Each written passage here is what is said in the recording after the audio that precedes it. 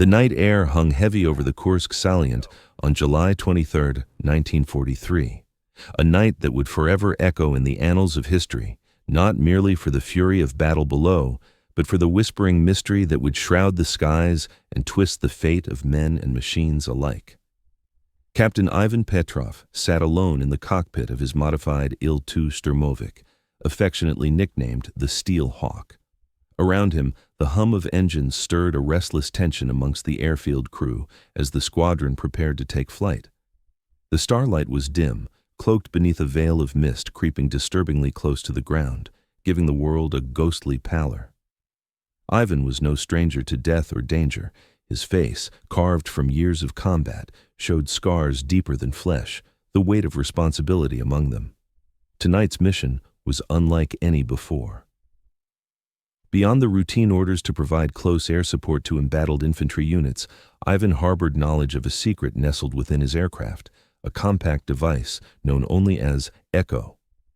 Conceived deep in the Soviet Union's labyrinthine research complex, Echo promised an edge in electronic warfare, but whispers of its potential dangers trailed like shadows behind its development. Across the apron, his fellow pilots checked their instruments with practiced precision. Among them were comrades he had flown beside through countless missions, men whose silent nods and measured expressions spoke volumes. The camaraderie was palpable, yet beneath it lurked an unspoken dread. The mechanics adjusted the last bolts and tightened the panels, guarding the top-secret device embedded within Ivan's fuselage. In the dim glow of oil lamps, a technician's whispered prayer trembled in the air, barely audible over the mechanical roar. "May the heavens watch over you," came the solemn blessing. The briefing had been terse, shrouded in secrecy and urgency. A repetition of orders almost drowned beneath the tension, and beneath that, an unvoiced fear. The weight of unseen eyes and hidden stakes bore down upon the aviators. As the 12 Il-2s taxied into position, the horizon burned faintly with the dying embers of sunset. The airfield's patchwork of scarred soil and jagged trenches seemed worlds away from the serene, silent skies. The distant rumble of artillery punctuated the heavy stillness, a reminder of the war raging below. Ivan took a deep breath, fingers tightening on the controls. His radio crackled to life. "Steel Hawk, ready on the line," he reported, voice steady despite the shiver running beneath his ribs. The signal was echoed in tight harmony by his squadron. Engines surged, wings flexed, and with a cacophony of metallic roar, the flight ascended into the gathering darkness. The night was cool but velvety, a cloak woven with anticipation and dread. Through the cramped cockpit canopy, Ivan watched the formation consolidate into a disciplined V, a lethal flock streaking toward their target. Below lay a world ablaze with conflict. Flares blossomed in the trenches, tracer rounds painted deadly arcs, voices shouted commands that mingled with the cacophony of death. In these moments, the sky was both battlefield and graveyard. As the squadron crossed the front line, the atmosphere shifted. The familiar hum of engines carried a new weight as an unnatural fog, thick and suffocating, began to swirl into view. The world blurred beyond the glass canopy. Instruments, usually reliable, began to flicker. Compasses spun erratically. The radio waves warped into a frustrating static. Ivan's calm voice reached out over the crackling radios. "Tumen, Tumen," he said, the Russian word for fog rolling from his lips like a warning. "Visibility falling. Instruments failing. Maintain formation. Report anything unusual." The transmissions thinned. First one, then another pilot's voice dropped away, swallowed by the growing haze. Panic crept into the radio waves like a poison. Minutes stretched like hours. The once steadfast formation splintered under the assault of the invisible force. The Steel Hawk pushed forward alone, straining against the unseen weight of the fog and static. Then, a whisper on the radio, a voice not quite human, not quite machine. Words tangled in static, an urgent chime from the void. Do not trust the fog. Voices, voices. With an agonizing final report, Ivan's voice faltered, then was lost. Back at base, radar screens flickered, blips disappearing one by one into the unknown. Search parties combed the skies and forests, yet hope faded with every empty dawn. Only a battered Il-2 limped back, Sergeant Mikhail Kuznetsov, eyes wild with terror, speechless save for fragmented phrases about lights, voices, and the fog that would not let us go. The war ground on, but the mystery deepened. Official reports masked the truth beneath layers of denials and silence. Yet soldiers, villagers, and radio operators whispered of ghostly planes, fleeting shadows, and voices that echoed from beyond the veil. Ivan Petrov and his squadron had vanished, not to enemy fire, but into a rift opened by human ambition, fueled by the experimental power of the echo. Theirs was a last call lost to time, a message from the edge of reality, forever drifting in the misty void above Kursk. The first light of dawn melted away the cloak of darkness over Kursk's battered landscape, but the mysteries of the night lingered stubbornly in the minds of those who remained. Where the roar of engines had died down, the whisper of lost voices began to rise, a spectral echo riding the cold winds. Lieutenant Anna Morozova sat in the dim glow of the signal bunker, her eyes scanning the static-laden radio frequencies with unwavering focus. Among the usual burst of military code and scrambled messages, something different pulsed, an unnatural rhythm, a pattern that defied explanation. It teased her ears and tugged at her mind. "Do you hear it?" Anna asked her fellow operator, Corporal Petrov, her voice barely above a whisper. "That? It's got to be interference," he replied. But his voice lacked conviction. Anna shook her head, her fingers deftly adjusting the tuning knobs. "No, it's too deliberate. Listen, those aren't random sounds. There's a structure, a rhythm, almost a voice." The crackling shifted, and through the haze emerged fragmented phrases, garbled yet unmistakable. A faint ghostly tone speaking Russian words distorted by static. "The fog. Do not trust voices." Word of these strange transmissions spread quickly throughout the Soviet command centers. Operators at various outposts reported similar experiences, ghostly voices holding lost pilots' names, faint cries carried on forbidden frequencies. Major Voronin convened a summit of the 16th Signal Corps to address the phenomenon. His brow was furrowed with worry beneath the dimmed overhead lights. "The phenomenon cannot be easily dismissed," he admitted, showing recorded spectrograms on a large projector. "This is not typical radio interference. The signals follow a pattern, changing in intensity and frequency, as if someone or something is trying to communicate." Anna and her team were assigned to an intensified investigation. For countless sleepless hours, they parsed the phantom transmissions, attempting to decrypt their hidden messages. Each new snippet suggested a story of desperation, a final transmission from a crew trapped by forces unknown. Meanwhile, in the war-torn forests near Kursk, Sergeant Alexei Baranov's resolve hardened into obsession. He refused to accept official narratives that dismissed the loss as mere mechanical failure or enemy fire. There was something more profound, something sinister, in the disappearance of the squadron and the strange radio signals that followed. Alexei rallied a small group of trusted veterans to venture back into the fog-laden woods, guided by little more than stories from locals and fragments of reconnaissance data. The journey was treacherous. As they advanced deeper, the air thickened unnaturally, the fog clinging to skin and bone, muffling sounds and distorting time. Along their path, they encountered eerie signs, bent and scarred trees marking unseen passageways, guttural echoes not attributable to wildlife, and an unsettling silence that pressed like a weight. Eventually, the search party stumbled upon remnants of what appeared to be a buried bunker, a relic of Project Nebula, a top-secret predecessor to Echo. The structure, half swallowed by earth and roots, bore strange markings and symbols, part scientific notation, part cryptic runic shapes. Inside, the team uncovered human traces, discarded papers yellowed by time, mechanical parts humming softly with residual energy, and blueprints revealing devices designed to manipulate atmospheric and electromagnetic phenomena on an unprecedented scale. Their findings hinted at a horrifying conclusion.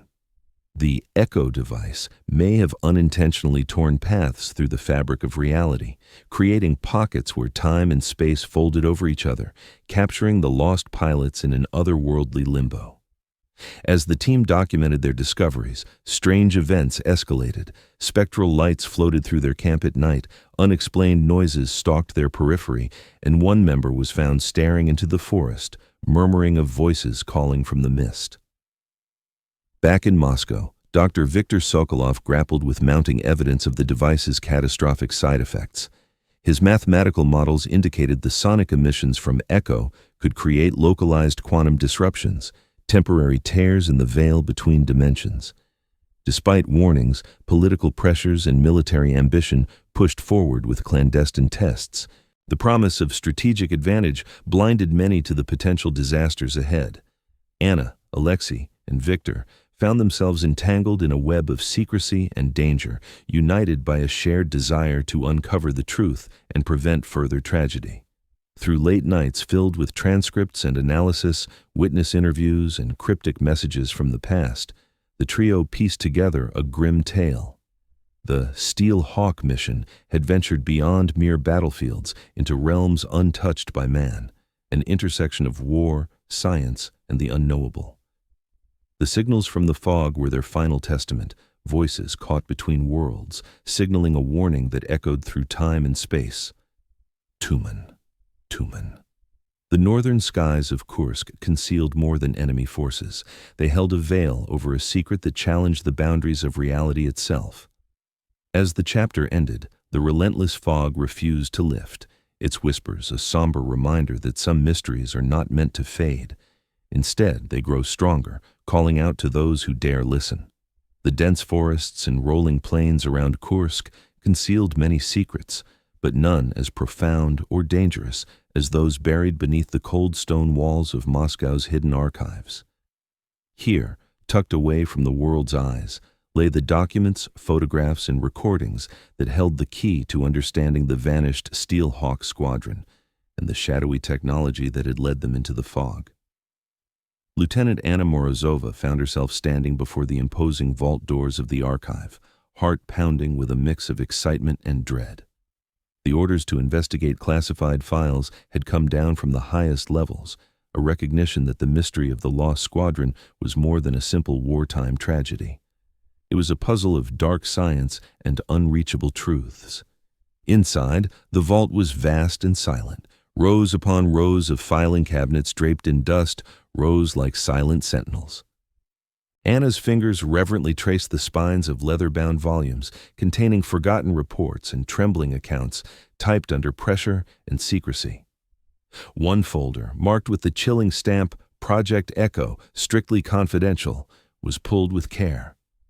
Inside were detailed technical diagrams of the experimental sonic device embedded in Ivan Petrov's plane, alongside memo entries that hinted at something far more unsettling than mere electronic warfare. Sheets of data revealed tests that produced anomalous atmospheric conditions, localized fogs forming suddenly, sudden temperature drops, radios crackling with phantom signals. Yet, under it all, one phrase repeated, scrawled hurriedly in desperate handwriting, "Veil, broken, voices from beyond." These were not mere technical faults or standard psychic war stories. They suggested the device had torn a fragile seam in reality itself. As Anna delved deeper, transcripts of radio chatter from the lost mission surfaced, fragmented, distorted, filled with fear. "We are passing through a veil, instruments failing, voices, they speak our names." One transmission ended with a terrified gasp. Far from the archives, in a small, dimly lit office cluttered with reams of data and buzzing equipment, Dr. Viktor Sokolov labored over graphs and quantum equations that no one else dared to consider. The device had created a quantum disturbance, a localized rift that bent space-time, where dimensions folded and collided. Victor's voice was thick with frustration when he confessed to Anna, "This is not science as we know it. We have pierced a boundary. The fog in the sky is not meteorological, it is a symptom of a rupture, a doorway." Yet political pressure and fear held back disclosures. The military command feared loss of public confidence. Science feared the uncontrollable unknown. Meanwhile, Alexei Baranov and his team navigated the haunted forests near Kursk, pushing beyond safety margins into territories suffused with unnatural chill. Guided by partially declassified maps and old witness testimonies, they sought physical proof of what lurked beyond the veil. Beneath the soil, they uncovered an underground bunker that had housed Project Nebula, the precursor to Echo. Inside the rusted chambers, they found experimental apparatus, cryptic writings, and eerie symbols painted on the walls, markings that suggested the scientists knew their experiments teetered on the edge of madness. The forest around them was alive in a disturbing way, filled with fragmented echoes of long-lost conversations, unexplained noises, and occasionally the flickering silhouettes of phantom figures, pilots lost in time, wandering the mist. Alexei's men were shaken to their core. A shared dread hung like a shroud, yet they pressed on, driven by loyalty and a desire to redeem the lost souls caught in the fog. At the same time, back in Moscow, efforts to decode the ghostly transmissions continued. Anna, Victor, and a growing circle of researchers pieced together a terrifying hypothesis. The Steel Hawk and crew had crossed not only enemy lines, but the thin boundary into something else. A liminal zone caught between worlds, where time and space folded in upon themselves. As the days blurred into nights filled with cryptic signals and haunting voices, a grim certainty took hold. What was lost in the fog was not gone, merely trapped, forever calling out in fragmented echoes. Their mission had been a tragedy, wrought not purely by warfare, but by the reckless hunger to master forces no one understood. Anna's hands trembled as she arranged the papers. The mystery deepened, but so did the resolve. The truth must be unveiled, the lost found, even if it meant confronting the shadows that had lingered for too long. The fog over Kursk remained thick, but now so did the hope, for answers, for closure, and for peace. The forests and fields that stretched across the Kursk salient bore the scars of war, and also secrets older and darker than the battles themselves. Long after the last shell had fallen silent, the air held whispers, shadows that moved just beyond human perception, and memories etched into the very soil. Sergeant Alexei Baranov was accustomed to these shadows. For years after the disappearance of his friend Ivan Petrov and the rest of the squadron, Alexei had walked through woods heavy with fog, seeking answers in silent glades and forgotten trenches. Each step seemed to echo with the unspoken, each breath mingled with the ghosts of the past. The village near the front lines was a place where the surviving elders gathered in hushed circles. Their words were cautious, often trailing off into silence when the fog rolled in thickly over the land. They spoke of lights that danced in the dead of night, cold, flickering orbs that moved unbound by any earthly laws. They talked of sounds, whispers of engines that soared overhead without sound, of cries half heard on the wind. Alexei listened to these tales with a grave heart. He carried their weight like a cloak, careful to separate the tales of superstition from moments where truth might lie hidden deep beneath the mist. One autumn night, beneath a sky heavy with clouds that threatened rain, Alexei and his closest companions camped at the edge of an ancient clearing near the furthest known coordinates from where the Steel Hawk had last been detected. The air was thick and still, the fog curling at their feet like restless spirits. As night deepened, a sound drew Alexei from his restless sleep, a low, distant drone that grew steadily louder, yet no flame lit the sky, no engines broke the silence with fury. There was an unnatural shimmer in the fog, a light without an apparent source, flickering like a candle struggling against a draft. From the shadows, faint figures emerged, translucent and tentative, wearing the familiar flight suits of the lost Soviet pilots. Their faces bore the haunting calm of those caught between worlds, eyes searching, mouths moving soundlessly, trapped within the fog and time. Alexei reached out instinctively, his voice thick with emotion. "Ivan! Comrades!" The figures seemed to acknowledge him, the faintest of smiles flickering before they drifted away with the wind. Time itself seemed to slow and warp, each heartbeat a tidal pull between past and present. The terror and awe of that moment settled on Alexei's soul, a reminder that the battlefield stretched beyond the physical, weaving through dimensions woven in fog and silence. Days melted into nights as the search party pressed onward, uncovering signs of a long-buried bunker known only from scattered military records as part of Project Nebula. The bunker was a relic of an era where war and experimental science collided, and it bore witness to efforts beyond conventional weapons, machines designed to manipulate weather, sound, and even time itself. Within its rusted walls were faded journals written by desperate scientists, men who had glimpsed into unknown realms and paid with their minds and lives. The writings spoke of experiments gone awry, of voices heard in the machines, of a veil between worlds thinned and torn by frequencies broadcast into the air. It was an admission of hubris, a record of sacrifice, and a stark warning of dangers that transcended national borders and political ambitions. The forest seemed to close in as the team read these words. Reports of unexplainable phenomena were verified, sudden temperature drops, invisible currents brushing against skin, and a pervasive sense of being watched by unseen eyes. One soldier vanished for several minutes only to return shaken, describing a vision of silver planes hanging suspended in mist-filled voids, trapped echoes of history unwilling to fade. Alexei wrote detailed reports, piecing together fragments of knowledge with growing apprehension. The soldiers of the lost squadron had vanished, not because of enemy fire or mechanical failure, but because they were prisoners of a rift, a rupture in reality unleashed by human designs.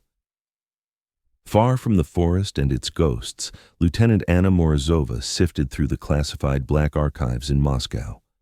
There, buried beneath layers of red tape and secrecy, she uncovered interactions between scientific overreach and wartime fears.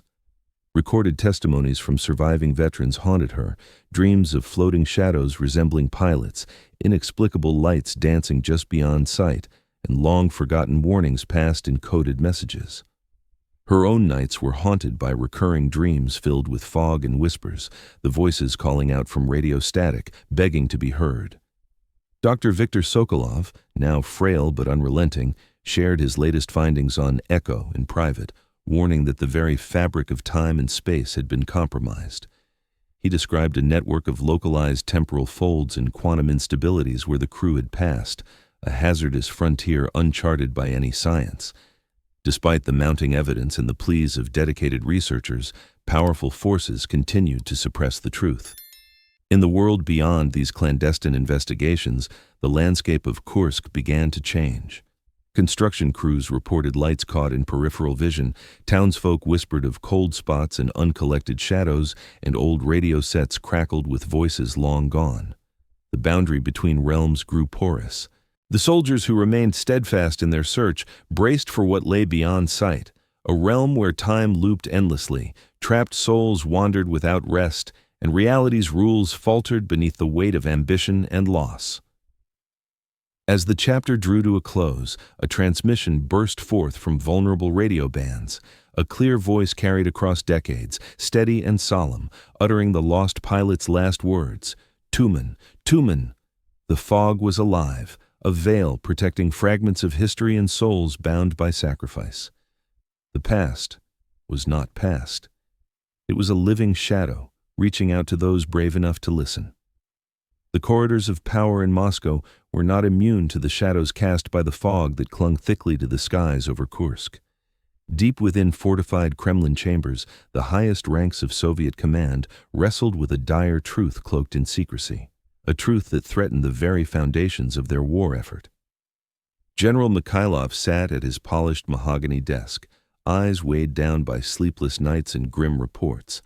He was a soldier forged in the crucible of war, a man who knew sacrifice well. Yet the loss of the Steel Hawk Squadron and the unexplainable anomalies surrounding the Echo device defied even his extensive experience. Comrades, he addressed a closed council, our weapons of war must not become weapons of destruction upon ourselves. We have lost men, not only on the battlefield, but to forces we do not yet comprehend. The room buzzed with tension. Some members urged restraint, calling to halt the Echo project immediately, fearing catastrophic risks.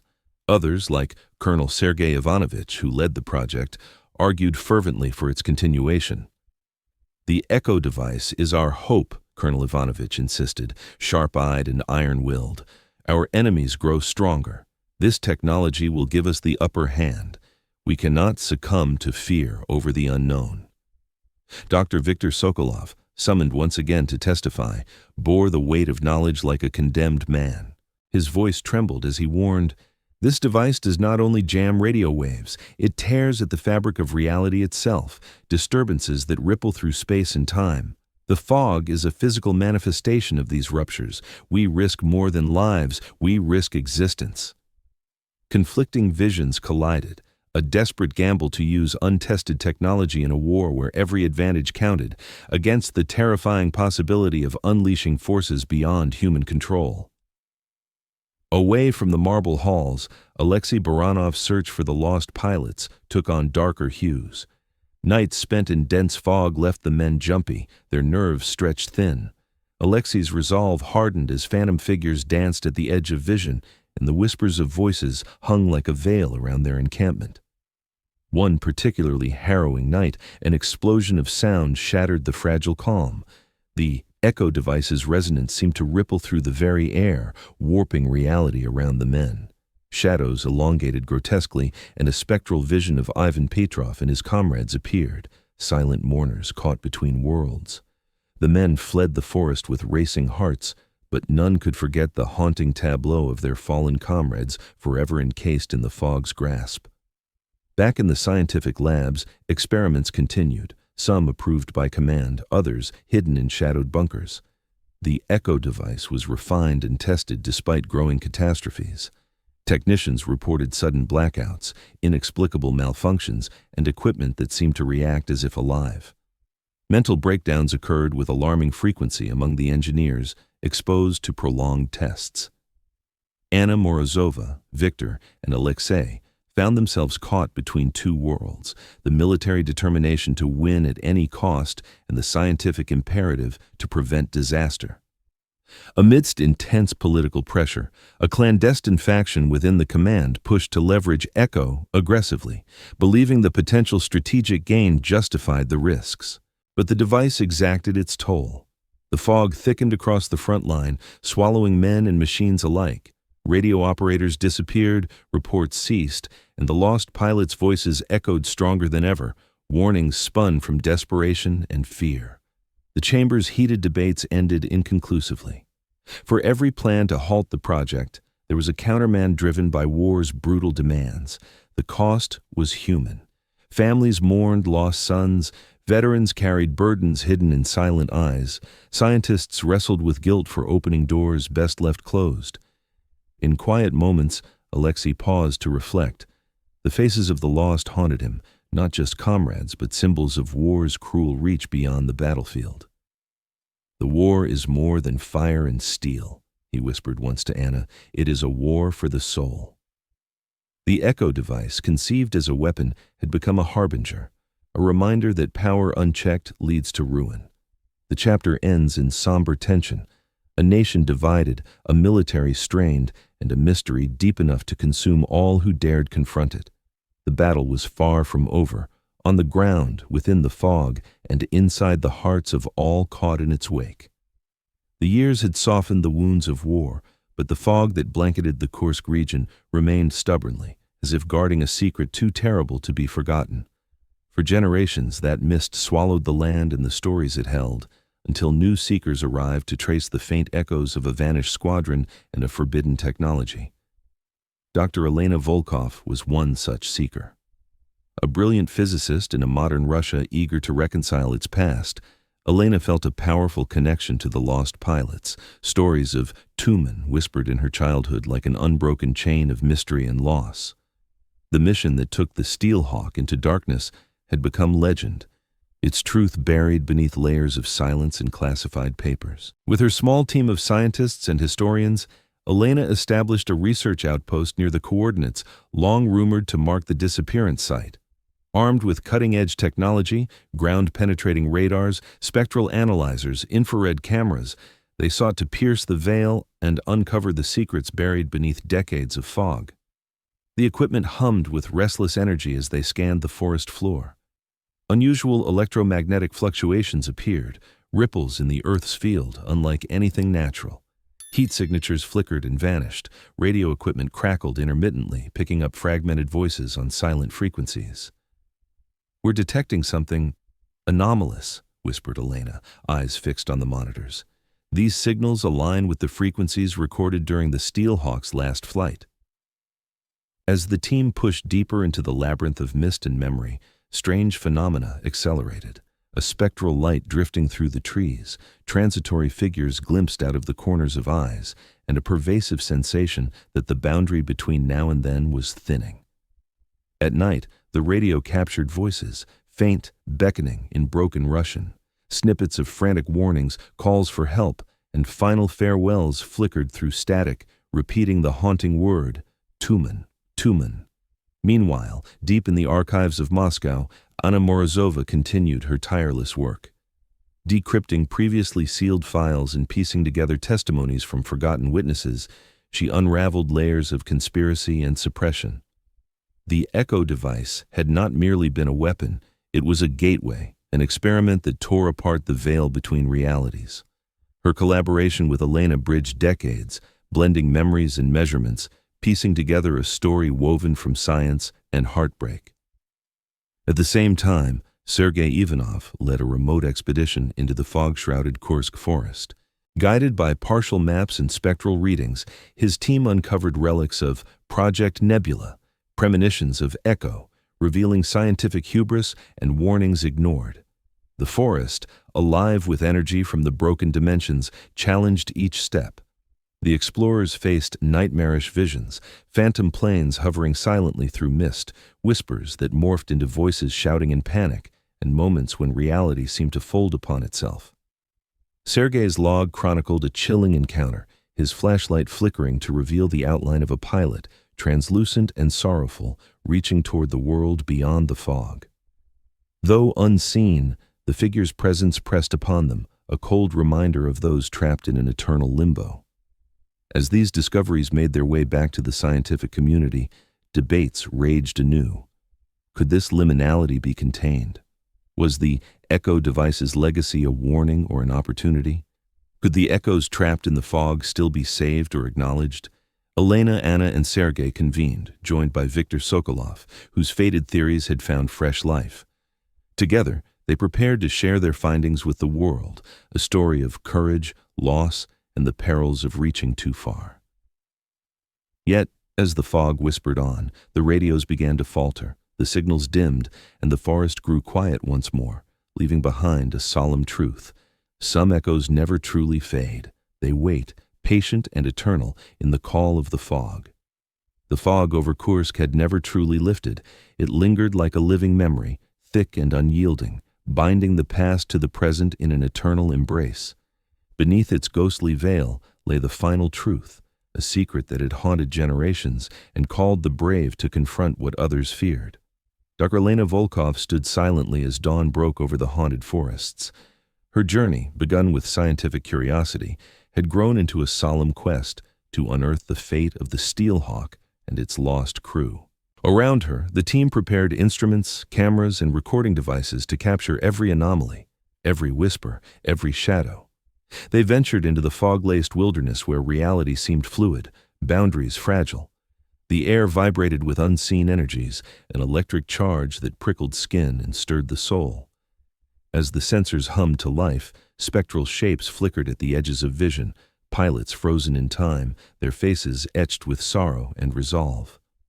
Elena's heart ached as she recognized the faces she had studied in faded photographs, men caught forever between moments, prisoners of a technology that tore open the veil of existence. Their voices, carried on the radio waves, spoke pleas from beyond, echoes of fear, hope, and regret. In a clearing suffused with an otherworldly glow, the team uncovered the fragmented remains of the Steel Hawk. Unlike conventional wreckage, these pieces shimmered translucent, caught in a liminal state, not fully matter, not fully memory. It was a physical testament to what had been lost and what could never return. Alexei Baranov, his aging eyes reflecting the ethereal light, knelt and whispered names, long silent. Ivan Petrov and the brothers in arms he had sworn to protect stood returned, if only as echoes and phantoms. The team performed a ritual, speaking words of remembrance and hope, an attempt to bridge worlds and honor sacrifice. But as the last word faded, a silence fell heavier than any that had come before. Back in Moscow, Anna Morozova and Dr. Viktor Sokolov awaited news with bated breath. These revelations had shattered old certainties, rewritten history, and challenged the limits of reality. The Echo device was no longer merely a weapon of war. It was a wound in the fabric of existence. Their findings would forever alter how humanity understood the costs of ambition and the mysteries that lay just beyond. As the expedition prepared to depart, a final echo whispered through the radio, an intimate, haunting phrase repeated in the voices of those lost, "Tumen, Tumen." The fog, alive and eternal, had spoken its last call. The war was over, but the echoes endured, reminders not only of loss but of courage, of the fragility of human life, and of the shadows cast by the pursuit of power. As dawn's first light bathed the woods, the veil between worlds grew thin once more. Yet some mysteries persist, waiting patiently in the fog for those willing to listen and remember.